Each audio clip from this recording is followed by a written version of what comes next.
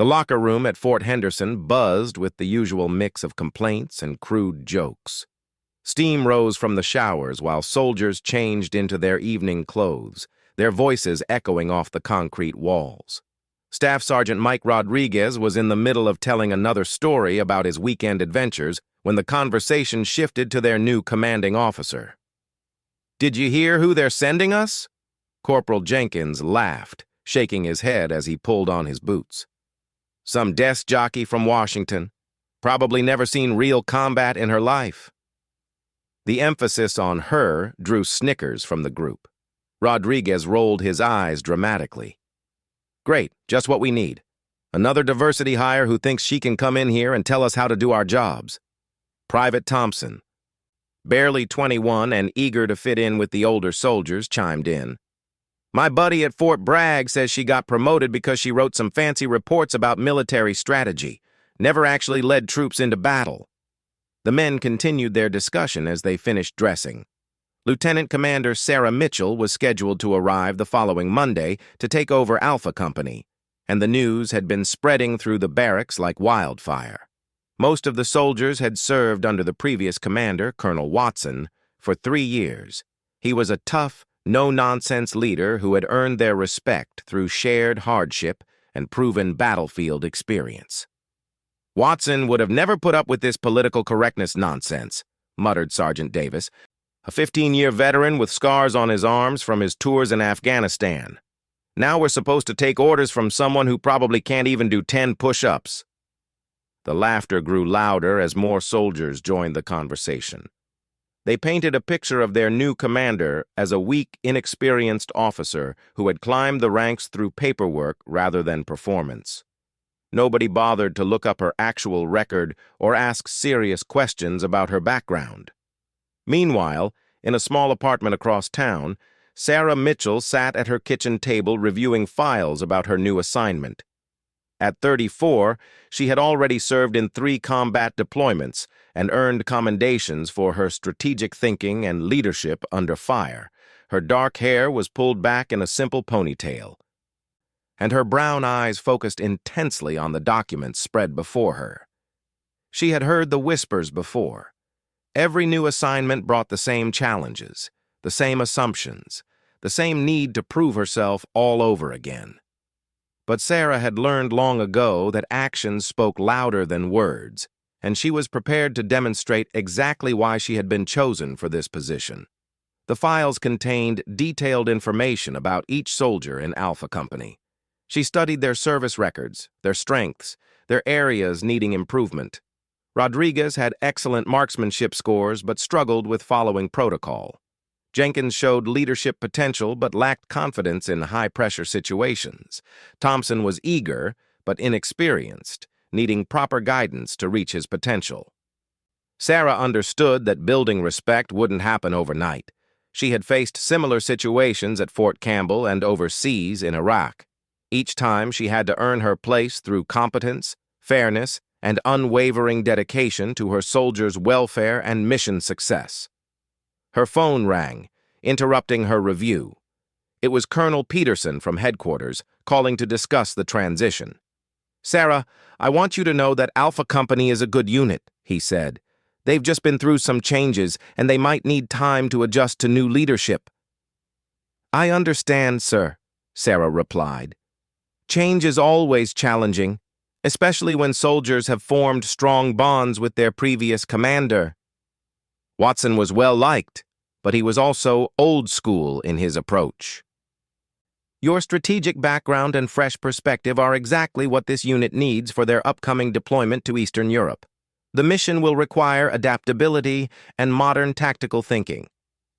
After the call, Sarah continued her preparation late into the night. She reviewed training protocols, studied recent intelligence reports from the region they would be deploying to, and developed preliminary plans for improving unit readiness. She knew that her success would depend not just on her technical knowledge, but on her ability to connect with her soldiers and earn their trust. The weekend passed quickly, and Monday morning arrived with typical military precision. Alpha Company assembled in the main briefing room at 0800 hours. their conversations subdued but their skepticism obvious. The soldiers sat in neat rows, their uniforms crisp and their expressions guarded. Rodriguez nudged Jenkins and whispered, "Here we go. Time for the diversity speech about working together and respecting everyone." Thompson tried to stifle a smile while Davis simply shook his head. They had all attended similar meetings before when new officers arrived, usually involving long speeches about chain of command and military values. At exactly 0800, the door opened, but instead of the weak, inexperienced officer they expected, a confident figure in perfectly pressed fatigues entered the room. Sarah Mitchell's posture was straight, her stride purposeful, and her expression serious but not unfriendly. The combat infantry badge on her uniform immediately caught the attention of the more observant soldiers. She moved to the front of the room without hesitation, her eyes scanning the assembled troops with the practiced gaze of someone accustomed to assessing situations quickly. The laughter and whispered jokes stopped abruptly as the soldiers realized this was not what they had expected. "Good morning," Sarah said, her voice clear and carrying easily through the room. "I'm Lieutenant Commander Mitchell, your new commanding officer. I know change can be difficult, especially when you've worked well under previous leadership." She paused, allowing her words to sink in. Several soldiers shifted in their seats, suddenly paying closer attention. "I've reviewed each of your service records and I'm impressed by what I've seen. This unit has an outstanding reputation for professionalism and effectiveness. My job is not to change who you are, but to help you become even better at what you already do well." Rodriguez glanced at Jenkins, surprised by her direct approach. This wasn't the typical new commander speech they were used to hearing. "Over the next few weeks, we'll be preparing for deployment to a region where your skills will be tested in ways that require both traditional military expertise and adaptive thinking. I'm here to ensure that every one of you returns home safely while accomplishing our mission successfully." Sarah moved away from the podium, walking among the seated soldiers as she continued speaking. Her presence was commanding without being intimidating, professional without being distant. "I know some of you may have concerns about working under new leadership. That's natural and understandable. I don't expect your respect immediately. I intend to earn it through my actions and decisions. But I do expect your professionalism and your best effort as we work together." She stopped near the middle of the room, making eye contact with several soldiers. "Questions or concerns can be addressed through proper channels, and I encourage open communication when it comes to mission planning and unit welfare. We're stronger when everyone's expertise contributes to our success." The meeting concluded with practical information about training schedules and preparation timelines. As the soldiers filed out, their conversations were notably different from the morning's casual dismissiveness. Sarah had managed to command attention and respect through presence and substance rather than rank alone. Rodriguez found himself walking beside Davis as they left the building. "That wasn't what I expected," he admitted quietly. Davis nodded thoughtfully. "She's got the CIB. That means she's seen real action. Maybe we shouldn't have been so quick to judge." Thompson caught up with them, his expression more serious than before. "Did you see how she talked about deployment preparation? She seemed to actually know what she was talking about." The seeds of doubt about their initial assumptions had been planted. Sarah Mitchell had made her first impression, and it was very different from what Alpha Company had anticipated. The real test would come in the days and weeks ahead, as she began to demonstrate the leadership skills and combat experience that had earned her this position. As the soldiers returned to their regular duties, Sarah remained in the briefing room for a few minutes, reviewing her notes and planning the next phase of their preparation. She knew that walking into the room was just the beginning. Building trust and proving her capabilities would require consistent performance and genuine concern for her soldiers' welfare. But she had faced this challenge before, and she was ready to face it again. The first real test came during Tuesday morning's physical training session. Sarah had scheduled herself to participate alongside her soldiers, something that surprised many of them. Most commanding officers observed from the sidelines or handled administrative duties while the troops exercised. At 05:30 hours, Alpha Company assembled on the training field in the pre-dawn darkness. The air was crisp, and steam rose from their breath as they performed warm-up stretches. Rodriguez and his friends had positioned themselves near the back, expecting to watch their new commander struggle through basic exercises. $10 says she drops out halfway through the run, Jenkins whispered to Thompson. You're on, Thompson replied, though he kept his voice low. The previous day's meeting had made him more cautious about openly mocking their new leader. Sarah appeared in standard PT gear, her hair pulled back in a tight ponytail. She took position at the front of the formation, not behind a desk or standing on the sidelines as they had expected. Sergeant Davis, who was leading the session, looked to her for guidance. Carry on, Sergeant, Sarah said simply. Same routine as always. What followed challenged every assumption the soldiers had made about their new commander. During the 2-mile run, Sarah maintained pace with the fastest soldiers, her breathing steady and her form efficient. She didn't struggle or fall behind. Instead, she encouraged slower runners and kept the group together. When they moved to calisthenics, she demonstrated proper form while completing every exercise alongside her troops. Her push-ups were textbook perfect, her sit-ups precise, and her pull-ups exceeded the minimum requirements for her age group. Rodriguez found himself working harder than usual, unwilling to be shown up by his commanding officer. By the end of the session, he was breathing heavily while Sarah appeared barely winded. Good work, everyone, she said as they concluded. Same time tomorrow. And remember, physical fitness isn't just about meeting standards. It's about being ready for whatever challenges we might face in the field. As the soldiers headed to the showers, their conversations had a different tone than the previous day. Did you see her during those sprints? Davis asked Rodriguez. She was keeping up with Jenkins and he ran track in college. I noticed, Rodriguez replied, toweling sweat from his face. Maybe she's not the desk jockey we thought. The physical training session marked the beginning of a gradual shift in Alpha Company's perception of their new leader. But Sarah knew that physical fitness was just one component of effective leadership. The real challenges would come during tactical exercises and mission planning. Later that week, she announced that they would be conducting a field training exercise that combined multiple scenarios they might encounter during deployment. Instead of the routine drills they were accustomed to, this exercise would test their adaptability and problem-solving skills. The scenario is based on real situations reported from the field, Sarah explained during the briefing. You'll face evolving threats that require quick thinking and coordinated responses. There's no single correct solution. Success depends on how well you work together and adapt to changing conditions. The exercise took place in a training area that simulated an urban environment. Alpha Company was divided into squads and given different objectives, but they would need to coordinate their efforts to achieve overall mission success.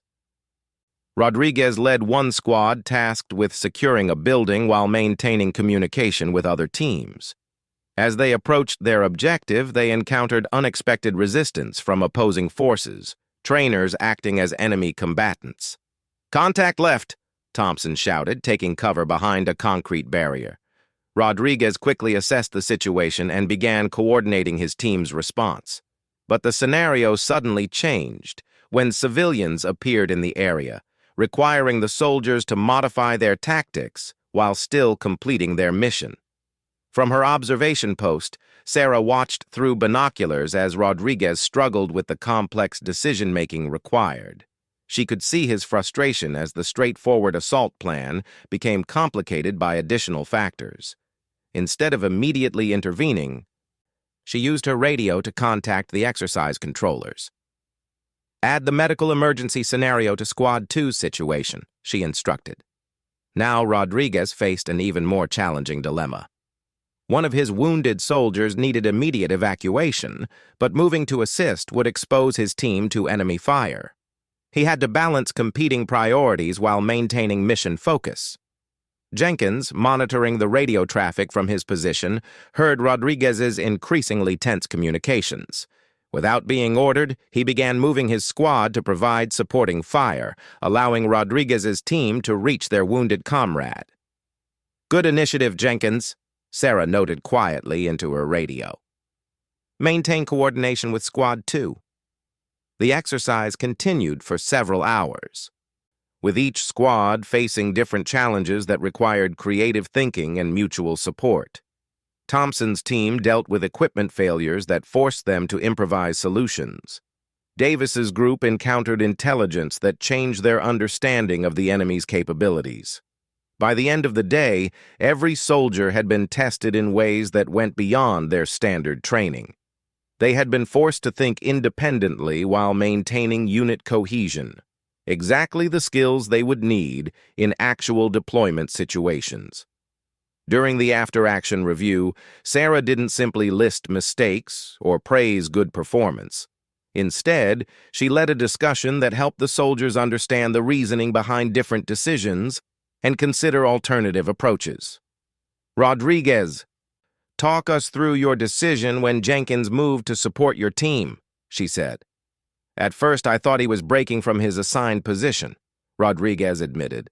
"But when I realized he was providing covering fire, it allowed us to complete the medical evacuation without compromising the mission." "And Jenkins, what made you decide to move without explicit orders?" "I could hear the situation developing on the radio," Jenkins replied. "It seemed like the right thing to do, even though it wasn't part of the original plan." Sarah nodded approvingly. In complex situations, rigid adherence to initial plans can sometimes prevent mission success. The key is maintaining communication and understanding overall objectives while adapting to changing circumstances. The discussion continued for over an hour, with soldiers asking questions and sharing observations about the exercise. Sarah's approach emphasized learning and improvement rather than criticism, creating an environment where soldiers felt comfortable admitting uncertainty and discussing mistakes. Thompson, who had initially been the most vocal in his skepticism, found himself genuinely engaged in the conversation. "Ma'am, how do you balance following orders with making independent decisions in the field?" "Excellent question," Sarah replied. "It comes down to understanding the commander's intent, the overall goal we're trying to achieve. When circumstances change, you need to ask yourself whether your actions support that intent, even if they differ from the specific orders you received." As the soldiers left the briefing room, their attitudes toward their new commander had shifted significantly. The combination of her physical performance, tactical knowledge, and teaching approach was beginning to earn their respect. That evening, Rodriguez found himself in an unusual position. Instead of complaining about their new leader, he was defending her to soldiers from other companies who had heard rumors about Alpha Company's diversity hire commander. "She's not what we expected," he told Sergeant Morrison from Bravo Company. "She can outrun half my squad and knows tactics better than some officers I've served under." Morrison raised an eyebrow. "Really? I heard she was just some Pentagon paper pusher." "Whoever told you that doesn't know what they're talking about," Rodriguez replied firmly. "She's got the CIB, and she knows her stuff." Today's exercise was the most challenging training we've done in months. Word of Alpha Company's changing opinion began to spread through the base. Other units started paying attention to their training activities, curious about the female officer who was apparently earning respect from some of the base's most experienced soldiers. Sarah, meanwhile, continued to focus on preparing her unit for deployment. She reviewed intelligence reports late into the evening, developing scenarios that would test her soldiers' readiness for the complex situations they might encounter overseas. She knew that earning initial respect was just the beginning. The real test would come when they faced actual danger together, when split-second decisions could mean the difference between mission success and failure, between soldiers coming home safely and suffering casualties.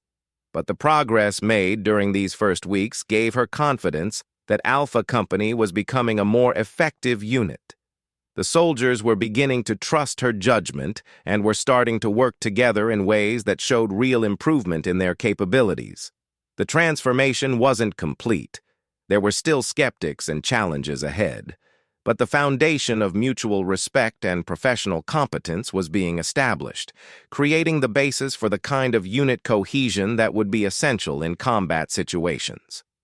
As Sarah reviewed the day's training reports, she allowed herself a moment of satisfaction.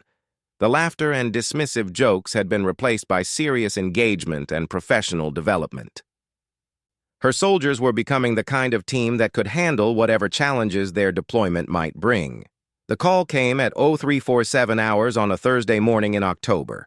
Sarah's phone buzzed urgently on her nightstand, pulling her from deep sleep.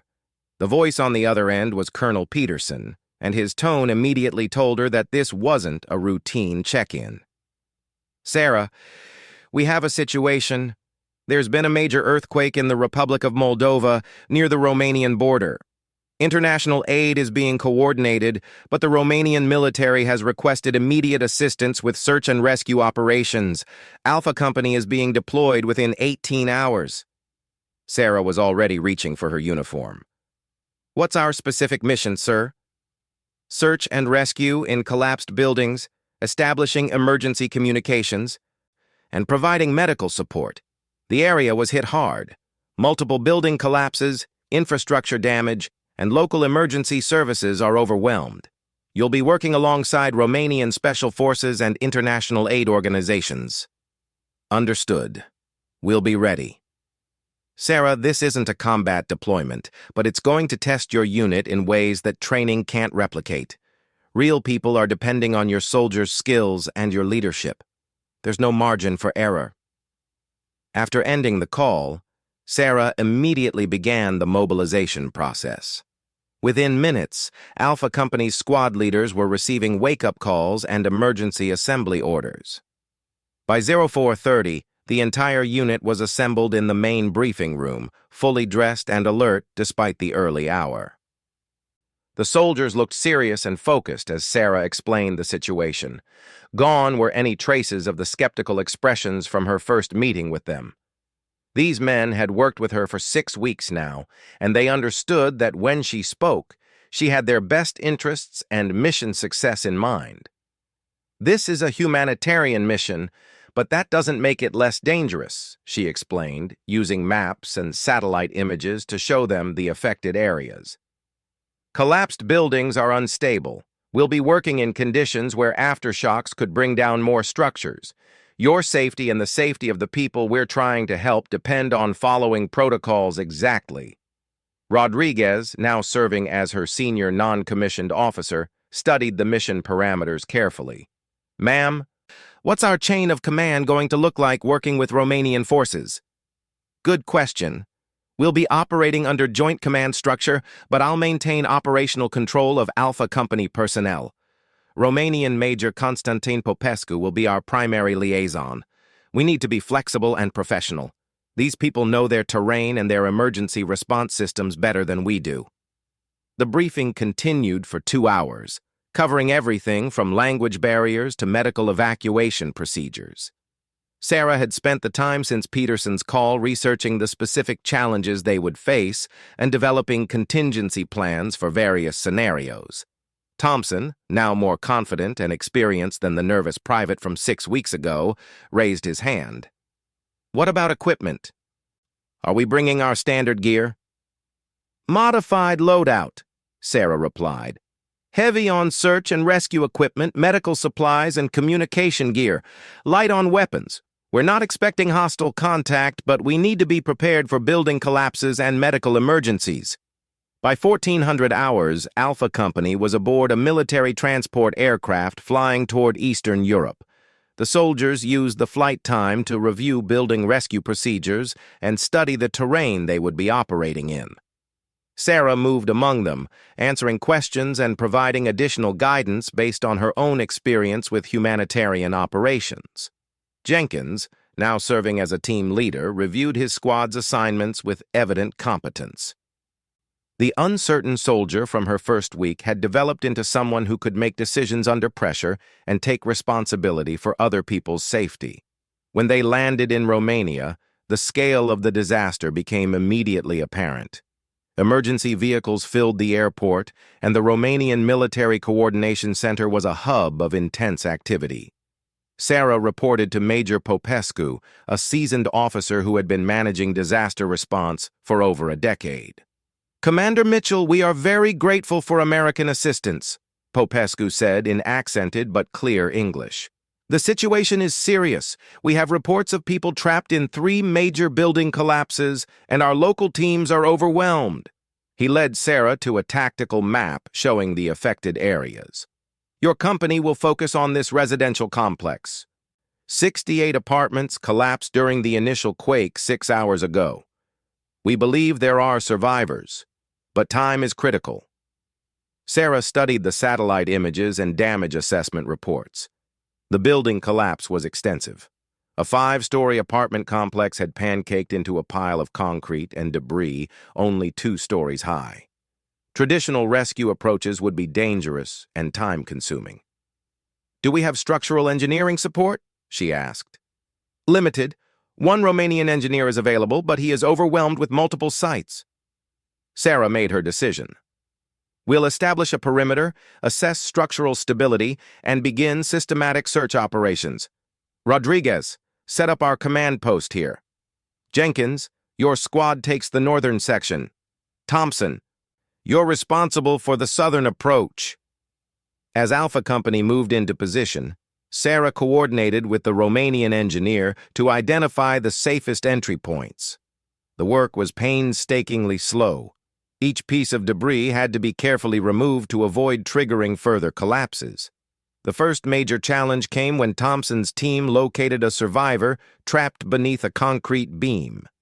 The woman was conscious and talking, but the beam couldn't be moved without risking the collapse of debris above her position.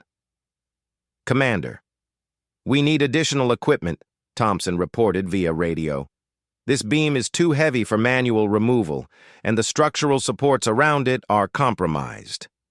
Sarah quickly assessed the situation and contacted the Romanian Coordination Center. Heavy lifting equipment was available, but it would take 2 hours to reach their location. The survivor might not have that much time. "Rodriguez, bring your squad to Thompson's position. We're going to establish additional bracing before we attempt to move that beam." Sarah's voice was calm but urgent. "Jenkins, maintain your search pattern, but be ready to assist if needed." Working with the Romanian engineer, Sarah developed a plan to use salvaged materials to create temporary supports before attempting the rescue. It was risky.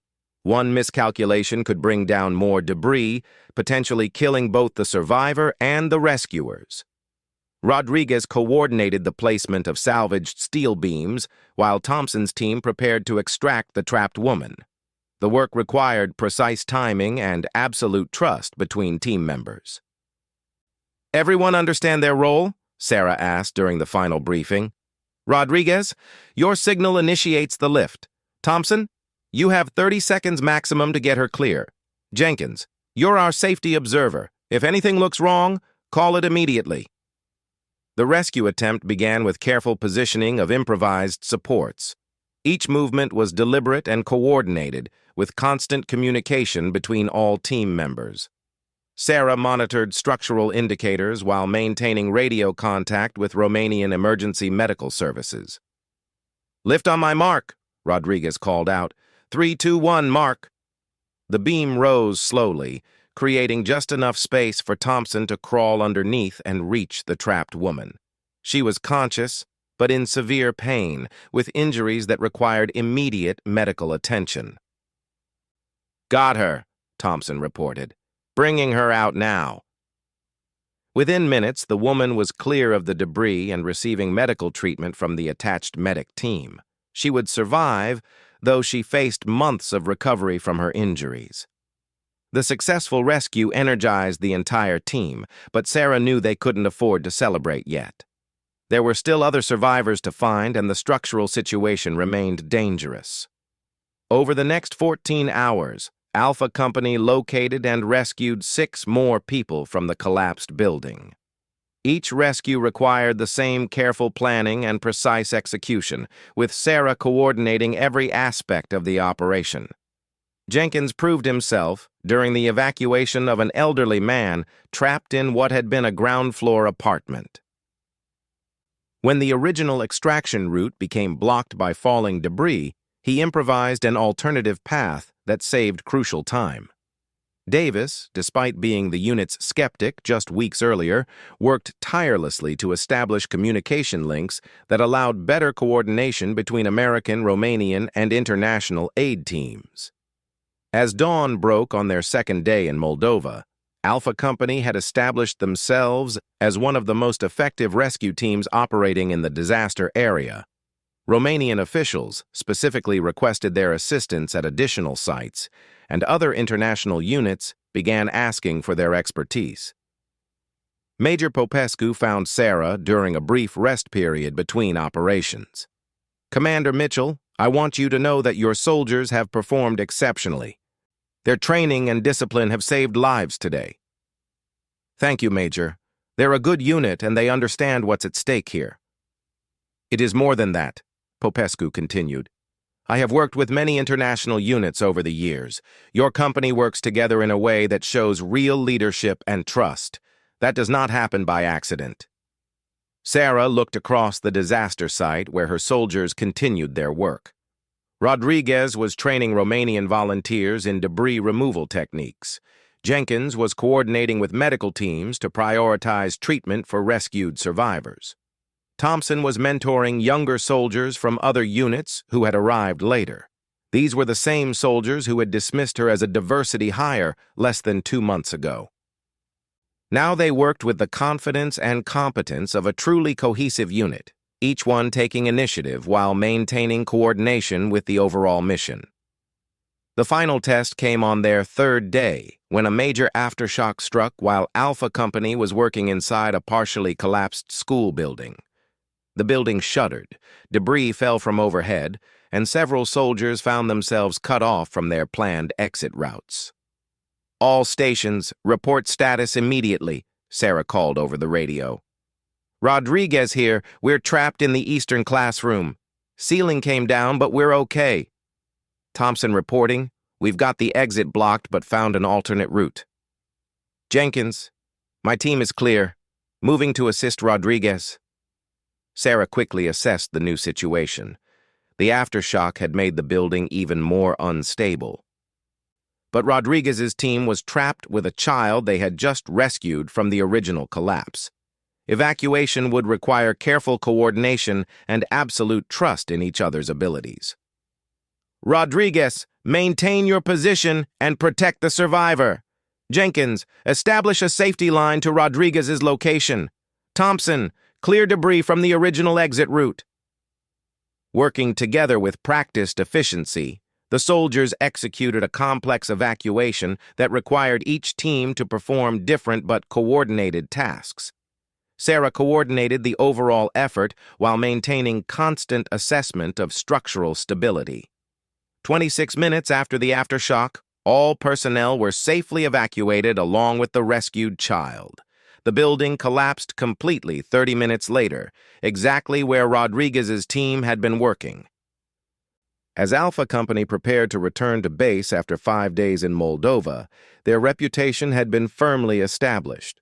They had rescued 15 people, trained local volunteers in advanced rescue techniques, and demonstrated the kind of unit cohesion that other military commanders envied. But the most significant change wasn't in their reputation, it was in the relationship between Sarah and her soldiers. The men who had initially questioned her capabilities now looked to her for leadership with complete confidence. They had seen her make life-and-death decisions under pressure, witnessed her competence in complex situations, and experienced her genuine concern for their welfare. During the flight home, Rodriguez approached Sarah as she reviewed after-action reports. "Ma'am, I owe you an apology," he said quietly. "When you first arrived, I didn't think you belonged here. I was wrong about that, and I'm sorry." Sarah looked up from her paperwork. Rodriguez, you don't owe me an apology. You gave me the chance to prove myself, and you performed your duties professionally throughout. That's all any commander can ask for. It's more than that, Rodriguez continued. You made us better soldiers and better people. What we accomplished in Moldova, that happened because you taught us to work together and think beyond standard procedures. Thompson and Jenkins, overhearing the conversation, nodded in agreement. The transformation was complete, but it hadn't happened through demands for respect or assertions of authority. It had developed through shared experience, mutual trust, and Sarah's consistent demonstration that she was worthy of the leadership position she held. As their transport aircraft approached Fort Henderson, Sarah reflected on the journey that had brought them to this point.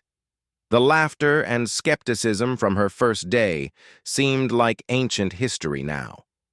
Alpha Company had become exactly the kind of unit she had envisioned, competent, cohesive, and ready for whatever challenges they might face. The soldiers who had once questioned whether she belonged in uniform now trusted her with their lives. And she had proven once again that true leadership isn't about demanding respect. It's about earning it through competence, integrity, and genuine commitment to the mission and the people who carry it out.